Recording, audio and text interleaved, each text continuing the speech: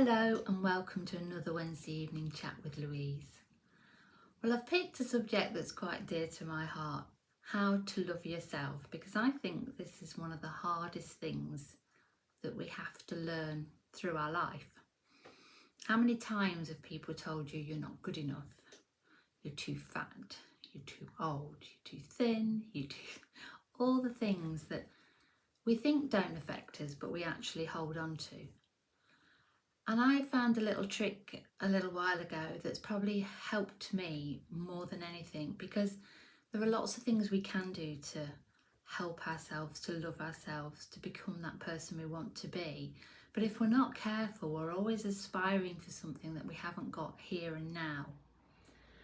So one of the things I started with was working through, I'd do it first thing in the morning when I wake up, and I'd listen to my body, and then I would work through all my body parts and try and find a positive about them. So that's quite interesting when you have to start thinking about your toes and your feet. But then you think, what do I like about them? The fact I've stood on them, in my case, for 59 years. They've got me from places, they've taken me to amazing places to see amazing things. And I should be really grateful for them. Then I look at my calf muscles.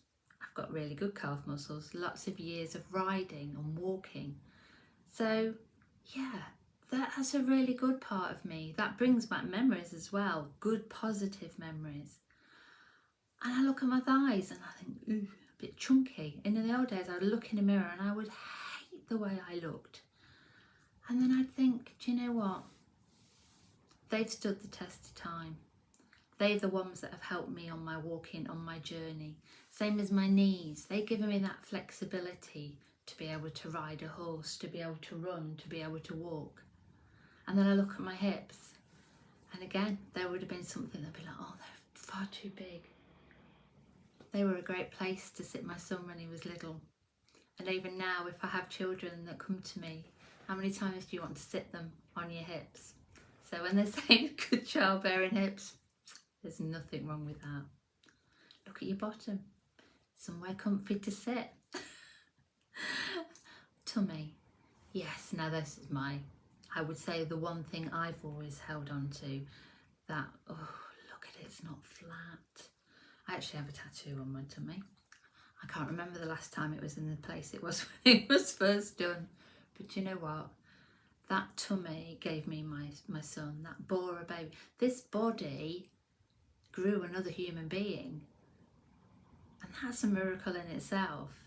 So when I look now at the saggy bits, the little pouch you get, that baby pouch, yes, that's my story. That's part of my journey. So then you work up and you think, yes, perhaps not where they used to be, but they fed my baby.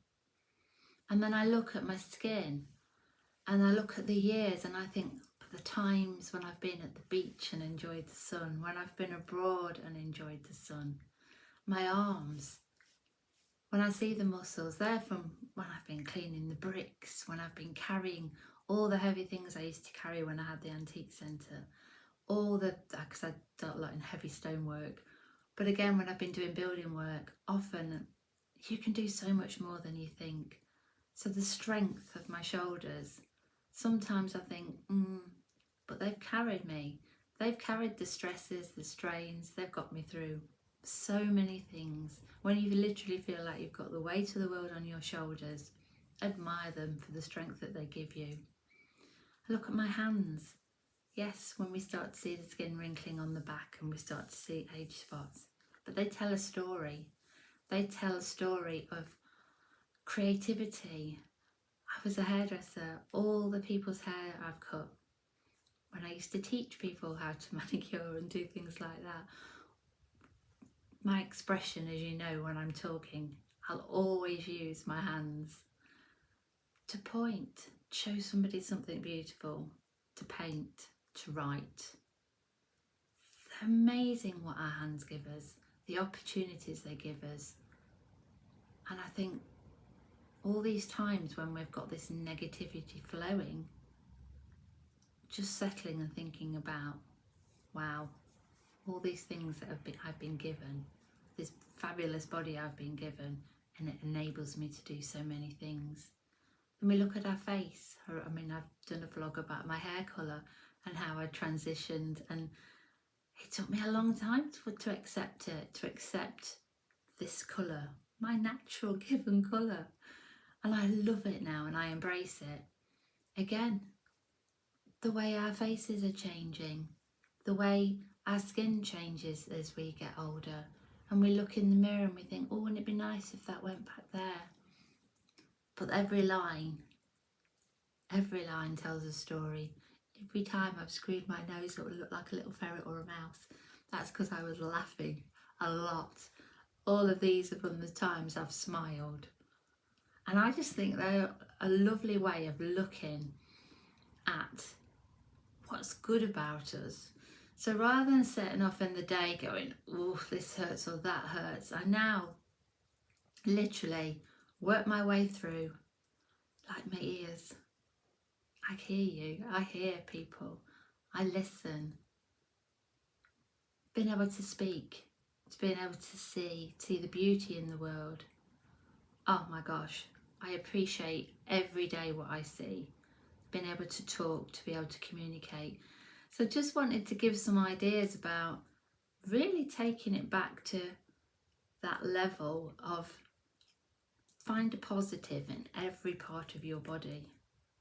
And a heart, you might have felt heartbroken, but you're healing or healed. And you have that ability to love. And a life without love is nothing. And I do think that's another important thing to think about as well.